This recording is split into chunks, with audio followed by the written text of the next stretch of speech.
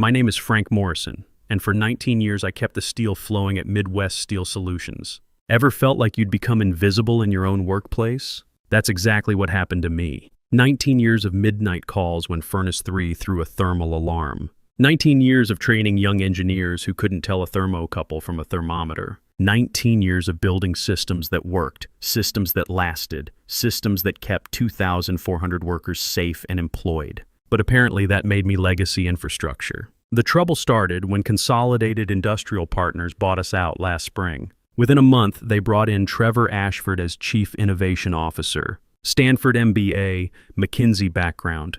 The kind of guy who'd never gotten his hands dirty but could tell you exactly how to optimize operational efficiency while sipping a $7 latte.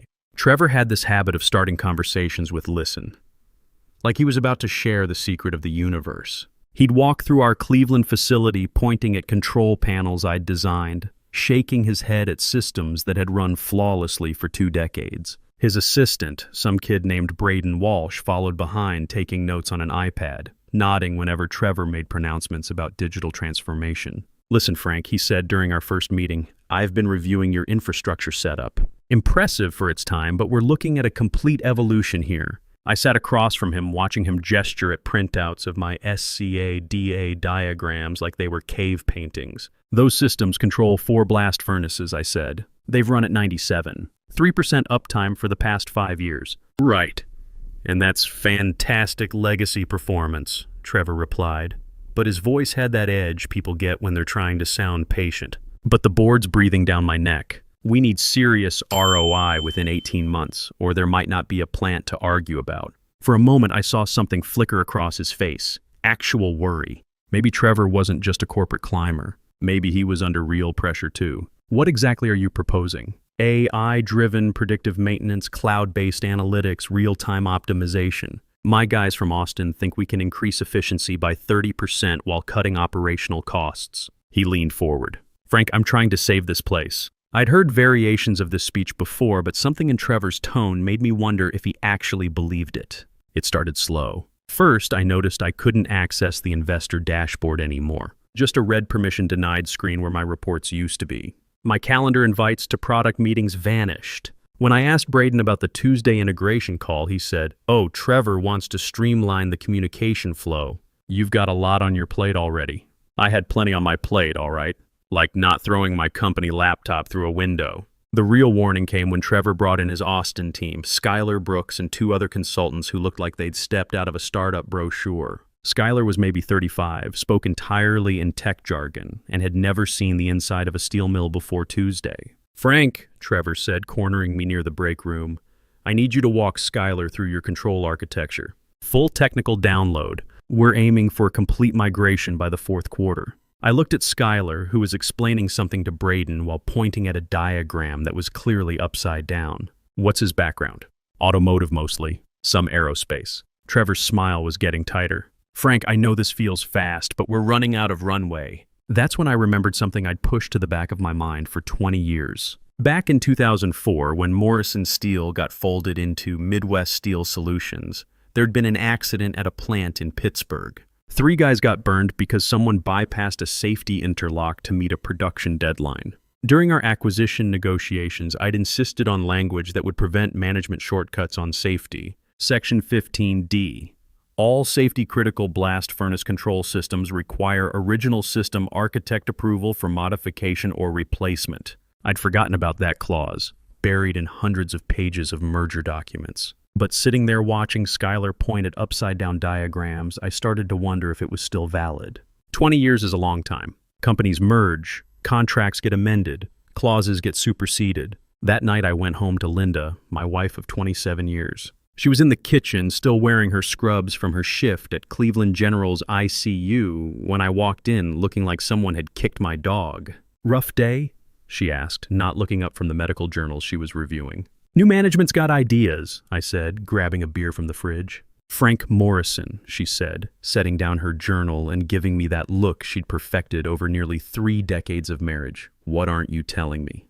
I sat down at our kitchen table, the same table where we'd eaten dinner every night for 15 years, where Katie had done her mechanical engineering homework before heading off to Ohio State. where Jake still spread out his football playbooks every Tuesday under Coach Bill Hendricks' guidance. "They're talking about transitioning legacy personnel," I said. "Trevor asked me to put together a knowledge transfer document for the new systems team." Linda set down her pen. "Knowledge transfer for who?" "Some outfit from Austin. Schuyler Brooks and Associates. Digital consultants." "And where does that leave you?" I took a long pull from my beer. "Enhanced transition package," he called it. "Early retirement with full benefits if I cooperate with the handover." The silence stretched between us. Katie had 2 more years at Ohio State at $47,000 a year. Jake was looking at colleges, talking about maybe following his sister into engineering. Our mortgage had 8 years left on it. Linda's ICU nurse salary was solid, but it wasn't going to cover everything if I wasn't working. "Maybe some modernization wouldn't be terrible," Linda said carefully. "You're always saying the younger engineers don't understand the old systems." "That's exactly the problem," I said. "They want to replace systems that work with consultants who don't understand steel production." "Linda, these people think blast furnaces are just another software problem." She was quiet for a moment, the way she got when she was thinking through a patient's complex medical situation. "What happens if you say no?" "I don't know yet, but I need to understand my options." The next morning, I decided to do some homework. I called Carmen Rodriguez, our company legal counsel. Carmen had been with the firm since 2008. She'd helped me navigate a patent dispute years ago when a competitor tried to claim they'd invented my thermal management algorithms. "Frank, good to hear from you," she said. "What can I do for you?" "I need to review some documentation from the 2004 acquisition," I said, specifically around system architect responsibilities. There was a pause. "Frank, this is dangerous territory." "Are you sure about this?" "Just want to make sure I understand my obligations around safety-critical systems." Carmen's voice was tight. "These aren't the kind of questions that stay quiet, Frank. If management finds out I'm researching this, I understand." She agreed to pull the files, but I could hear the worry in her voice. While I waited, I started documenting everything, not because I was planning anything, but because 19 years of experience had taught me to keep good records. I pulled up the Git logs from our version control system, 19 years of commits, thousands of them, each one stamped with my user ID. I printed out the patent applications for my thermal management algorithms, filed under the company name but listing me as the primary inventor. I reviewed the maintenance logs for every major repair I'd supervised, every system upgrade I'd implemented, every safety modification I'd made after learning from close calls. The files Carmen sent confirmed what I'd half remembered. Section 15D was still there, unchanged since 2004. But contracts are one thing, enforcement is another. Big companies have expensive lawyers who specialize in finding ways around inconvenient clauses. Meanwhile, Trevor was making his rounds, holding alignment sessions with the engineering staff. He'd stand in front of the whiteboard talking about paradigm shifts and disruptive innovation, while guys like Roy Kellerman, our union shop steward, sat in the back rolling their eyes. 22 years I've been here, Roy said to me after one of Trevor's presentations. Never seen a blast furnace controlled by artificial intelligence. You? Not yet, I said. This new kid's gonna get someone killed, Pete Kowalski muttered. Pete ran maintenance and had been my friend since we both started here in our 30s. You can't run a steel plant from a laptop in Austin. But Trevor was already moving fast. He brought in Schuyler Brooks and 2 other consultants from Texas, set them up in the conference room with laptops and energy drinks, and started talking about rapid deployment timelines. Frank, Trevor said, cornering me near the break room again, I need you to walk Schuyler through your control architecture. Full technical deep dive. I started working with Schuyler, trying to explain the basics of thermal management and pressure control. Schuyler was enthusiastic, I'll give him that. But enthusiasm doesn't replace experience when you're dealing with molten steel at 3,000 degrees.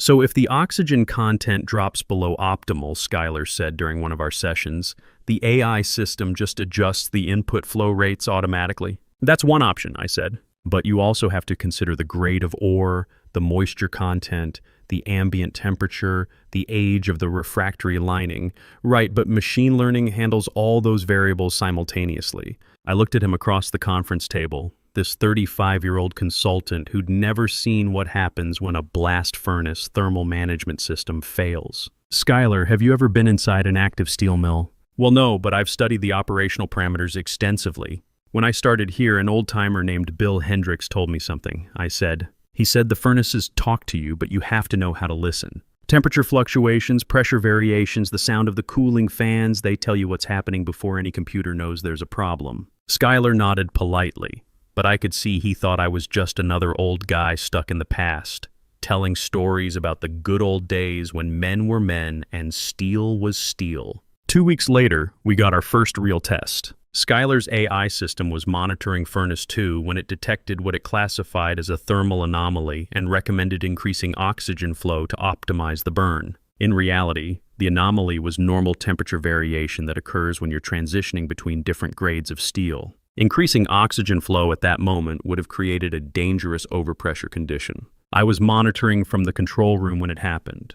Skylar was at his laptop, confident in his algorithms, ready to implement the AI's recommendation. Roy Kellerman was standing behind him, face creased with worry. "Frank," Roy said quietly, "that doesn't look right to me." I had about 30 seconds to decide whether to let Skylar learn from experience or prevent a potential disaster that could hurt people Roy had worked with for 22 years. I chose prevention. I overrode the system manually, maintaining the temperature profile that would safely complete the grade transition. "What the hell, Frank?" Skylar snapped. The system had it under control. "The system would have created an overpressure condition," I said. "Check your pressure calculations." Skylar ran the numbers and went quiet. 5 minutes later, he came over to my station, his startup confidence noticeably deflated. "How did you know?" he asked. 20 years of listening to furnaces," I said. Later that week, Trevor called me into his office. Wade Pemberton, his VP of operations, was there too, along with Braden taking notes on his ever-present tablet.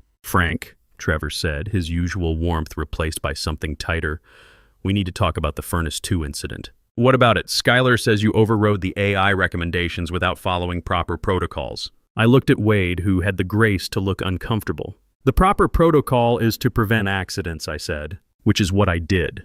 Trevor's face was getting red now. "Frank, I've been more than patient with this transition, but I need to know you're on board with the program. The program that nearly created an overpressure event on Furnace 2? The program that's going to save this company," Trevor shot back. That weekend, I drove up to my brother Danny's bar in Akron. Danny had been running the Iron Horse for 15 years, catering to steel workers and cops and guys who fix things for a living. It was the kind of place where the beer was cold, the conversation was honest, and nobody talked about paradigm shifts. "You look like hell," Danny said, sliding a whiskey across the bar. "Feel like it too." I told him about Trevor, about the Austin consultants, about the close call with Furnace 2.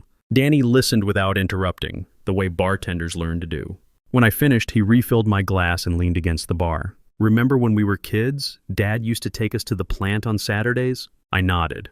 Our father had worked blast furnaces for 38 years, came home every night with soot under his fingernails and stories about the steel that built America. "He used to say the furnaces were like living things," Danny continued. "You had to know them, understand them, respect them. Can't learn that from a book." "Can't learn it from a computer either," I said. "So what are you gonna do?" I stared into my whiskey, thinking about Katie and her mechanical engineering classes, about Jake looking at colleges, about Linda working double shifts in the ICU to help people through their worst moments. "What I have to do," I said, "take care of my family."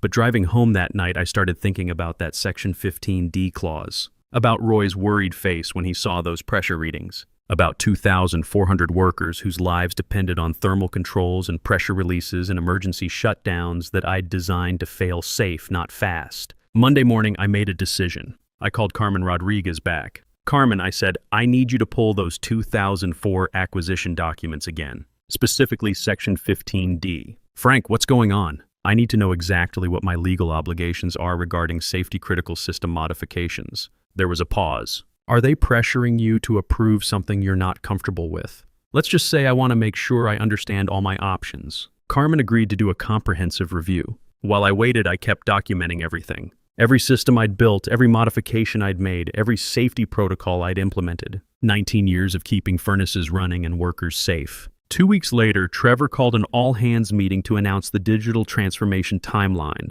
The entire engineering staff crammed into the conference room, along with union representatives and senior management. Trevor stood at the front with his PowerPoint loaded, wearing his $300 haircut and what looked like a more expensive suit than usual. "Today marks the beginning of a new era for Midwest Steel Solutions," he began.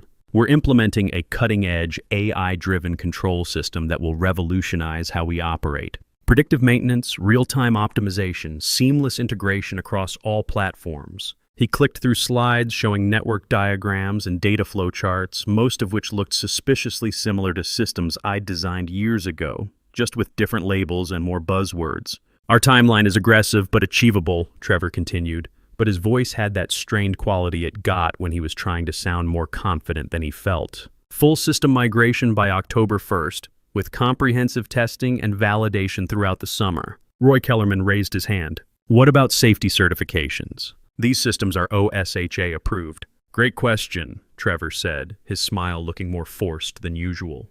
Skylar's team is handling all regulatory compliance. Complete documentation package, full certification transfer. I felt something cold settle in my stomach. Certification transfer. Like you could just copy and paste 20 years of safety protocols from one system to another. Now, Trevor said, I want to thank Frank Morrison for his years of dedicated service. Frank's been instrumental in documenting our legacy systems and training the transition team. He paused, looking directly at me with what might have been a challenge in his eyes.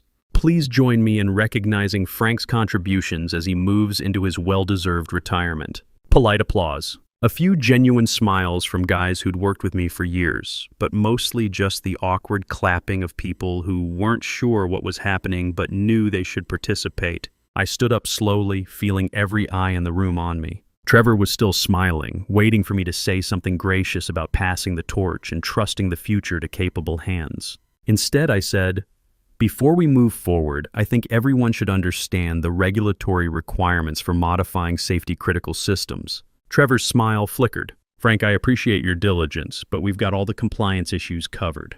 Actually, I said, I don't think you do. The room got very quiet. Carmen Rodriguez, sitting near the back, sat up straighter in her chair. According to Section 15D of our 2004 acquisition agreement, I continued, any modification to blast furnace safety systems requires written approval from the original system architect. That would be me. Trevor tried to laugh it off, but his hand was gripping his laser pointer so tight his knuckles were white. Frank, we're all on the same team here. I designed every safety protocol in this plant, I said. Every thermal control algorithm, every pressure release sequence, every emergency shutdown procedure. My name is on the patents. My signature is on the OSHA certifications. And according to our legal agreements, those systems can't be modified without my approval. The silence in the room was deafening. Trevor's face was cycling through confusion, irritation, and something that looked like barely controlled panic. Carmen cleared her throat. Frank's correct, she said. Section 15D is still in effect.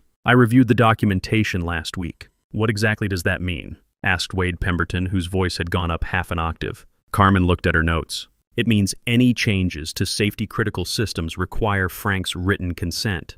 And if he were to withdraw that consent, or if he were terminated without cause, the systems would need complete recertification. How long does recertification take? Roy asked, leaning forward in his chair. For safety-critical blast furnace controls? Carmen consulted her files. 18 to 24 months. And the plant would need to shut down during the inspection process. The room erupted, not in anger, but in the kind of shocked murmuring that happens when people suddenly understand they're standing on the edge of a cliff they didn't know was there. Trevor tried to regain control, his voice higher and more strained than I'd ever heard it. Okay, folks, seems we've got a little technical hiccup here. Nothing to worry about, but this is obviously something we can work through. But people were already standing. Wade was pulling his laptop from his bag, breathing through his mouth like a man trying not to be sick. Braden was frantically typing on his tablet. Frank, Trevor said, turning to me with desperation creeping into his voice, you've been with us for 19 years. I'm sure we can find a mutually beneficial arrangement here.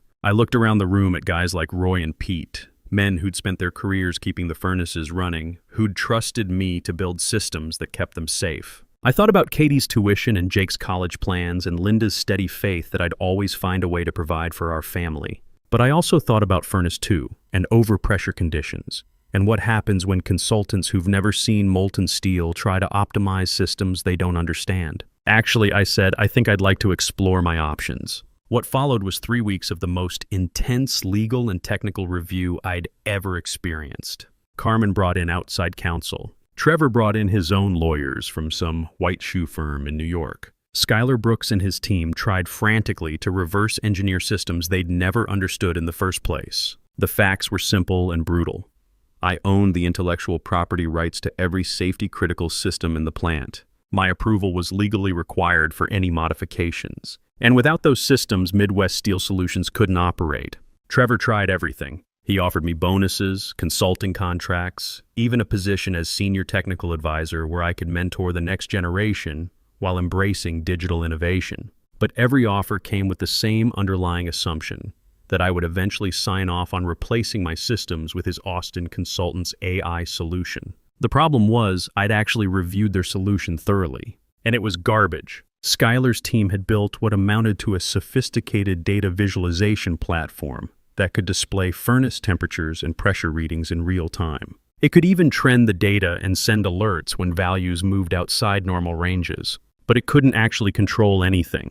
It had no understanding of the complex interactions between temperature, pressure, chemistry, and physics that make steel production work. It's like replacing a surgeon with a really expensive thermometer, I told Linda one night over dinner. Sure, it can tell you when something's wrong, but it can't fix it. Linda set down her fork and looked at me with those steady brown eyes that had seen me through 2 decades of shift work and midnight emergency calls. Frank, she said, what do you really want to do here? I thought about that question for a long time. What did I want? To be right, to be respected, to protect my family's financial security, or something else entirely? I want those 2,400 workers to go home safe every night, I said finally.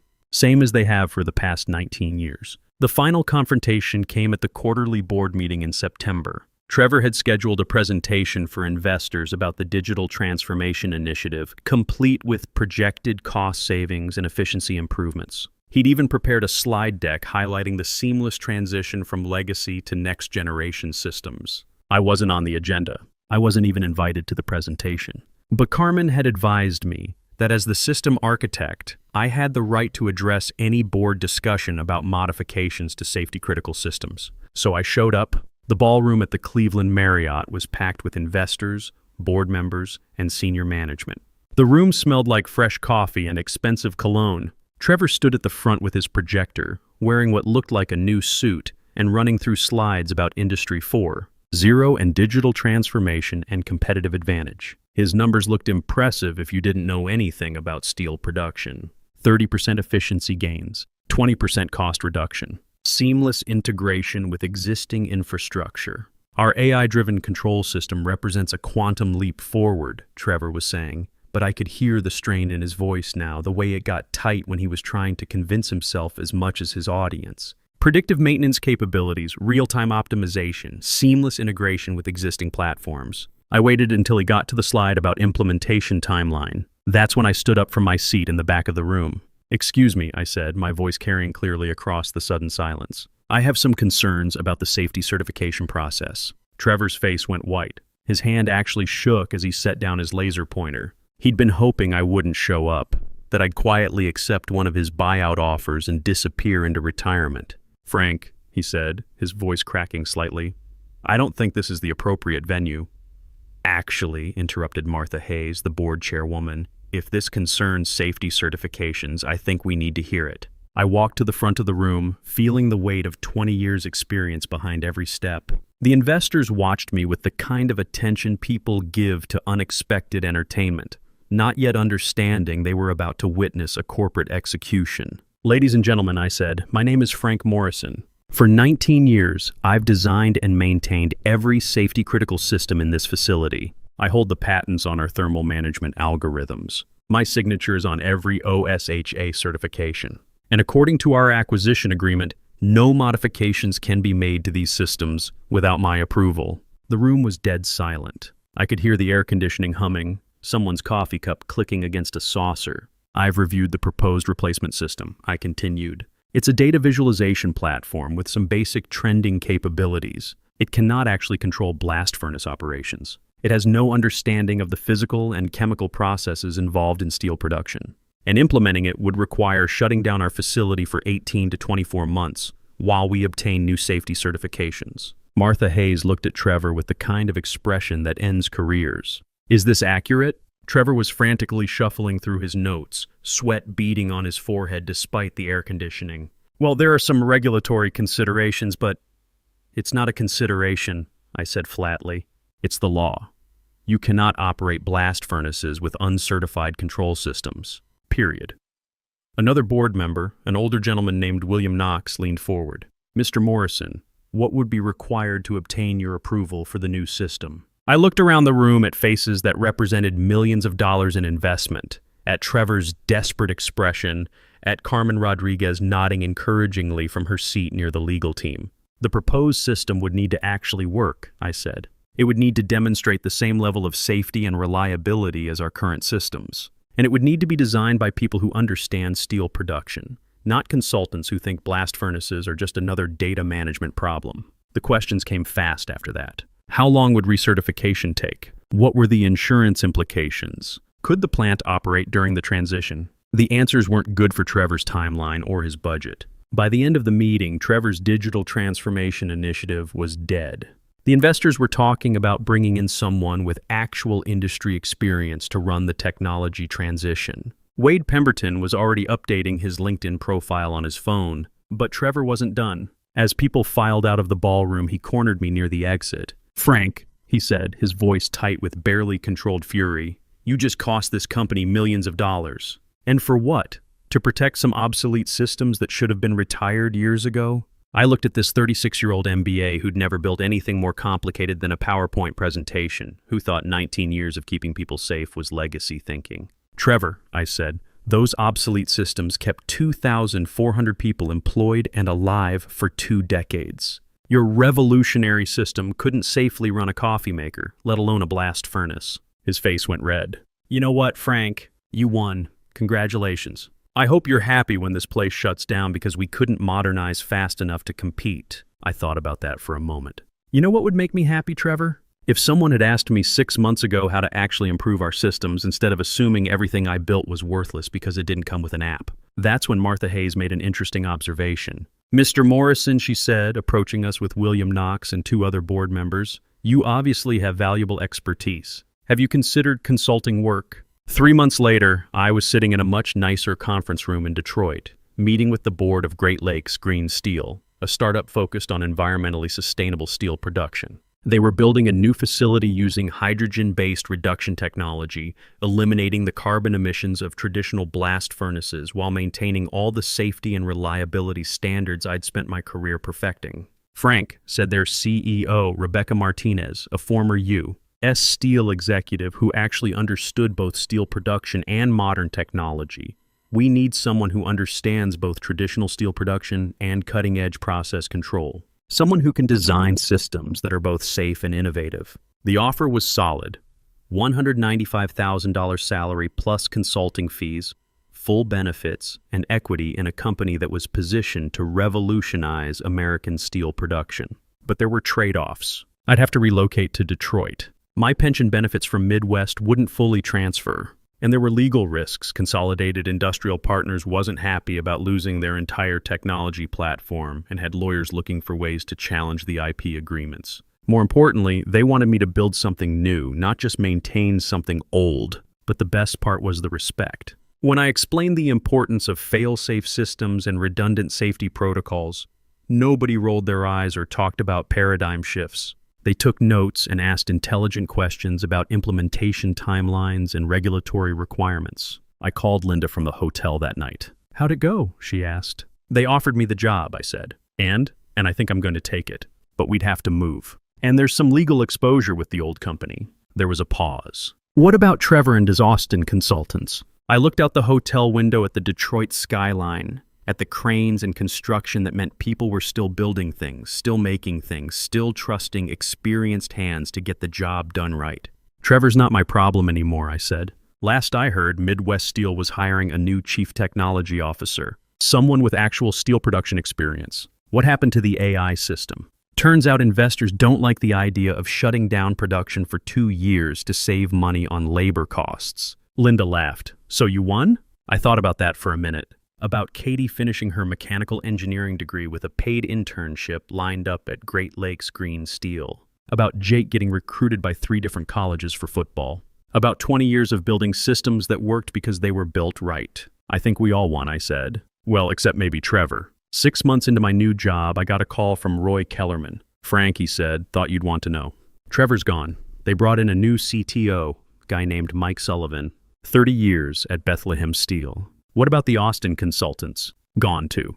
Turns out running a steel plant isn't the same as running a software company. Who would have thought?" I wasn't surprised. You can't disrupt physics. You can't optimize chemistry with machine learning algorithms. And you can't replace experience with enthusiasm, no matter how many buzzwords you use or how expensive your consulting fees are. These days, I'm designing control systems for hydrogen reduction furnaces, working with technology that didn't exist when I started my career. It's challenging, innovative work that builds on everything I learned over 20 years of keeping traditional furnaces running safely and efficiently. But the principles are the same. Understand the process, respect the physics, build systems that fail safe, and never forget that behind every control algorithm are real people doing real work in a real world where mistakes have real consequences. Trevor Ashford taught me something valuable, though he probably didn't mean to.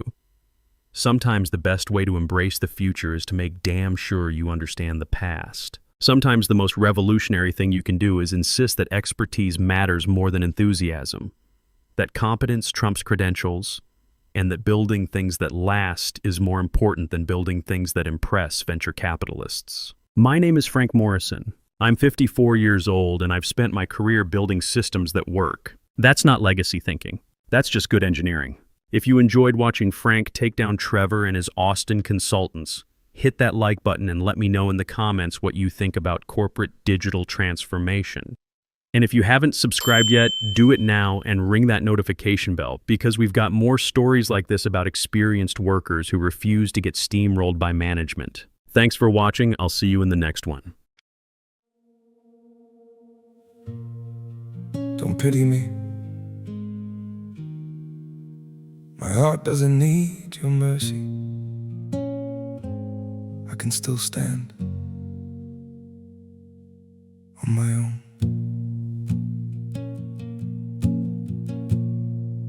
I was broken by your leaving, fell deeper than I thought I would. But pain has taught me how to heal now and survive what once I couldn't. You don't have to look back sadly, don't reach out with guilty hands. What you shattered made me stronger. Now I rise where I once collapsed. My heart doesn't need your pity, not another empty sign. I've got enough strength left within me to rebuild this life of mine. My feet are steady through the sorrow. I can stand through all the pain. You don't have to save me, darling. I'll learn to breathe again. I once begged for your affection. Now I've learned my worth in scars. And the man you left in pieces found his own way through the dark. My heart doesn't need your pity, not another empty sign. I've got enough strength left within me to rebuild this life of mine. My feet are steady through the sorrow. I can stand through all the pain.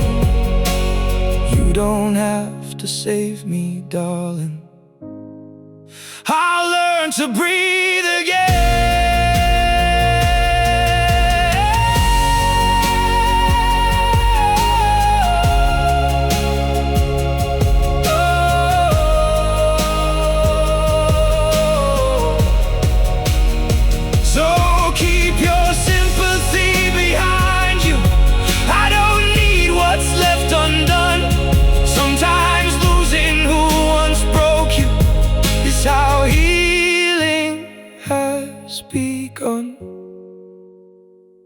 My heart doesn't need your pity, not another empty sign.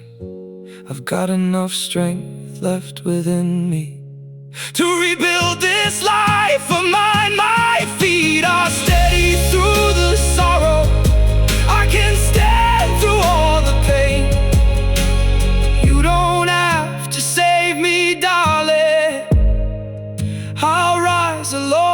again.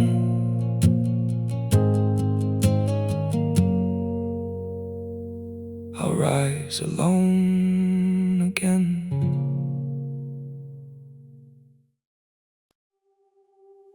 I'm freezing, I'm bleeding, slowly fading away. But don't worry, I'm fine.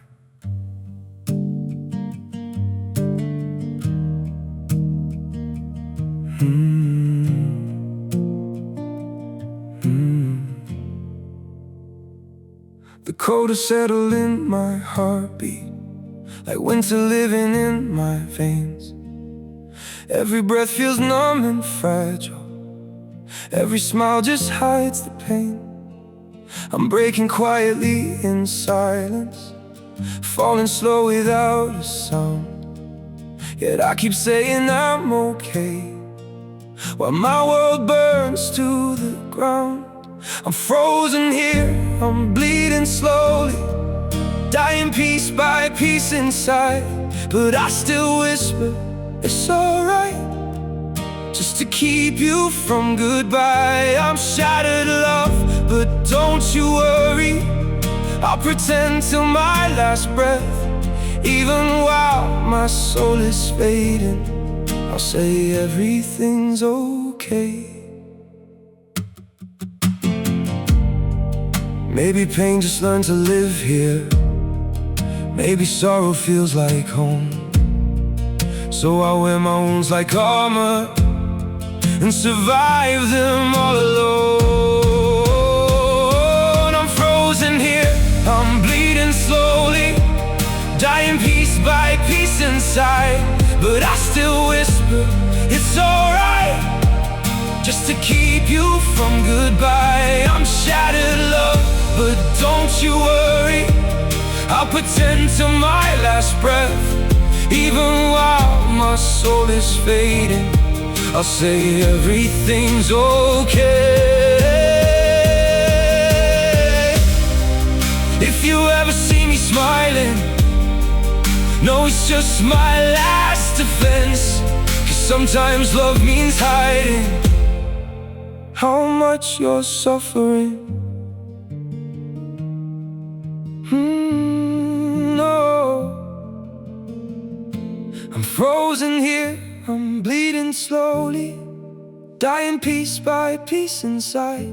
But I still whisper, it's alright, just to keep you from goodbye. I'm shattered, love, but don't you worry, I'll pretend till my last breath. Even while my soul is fading, I'll say everything's okay. It's okay.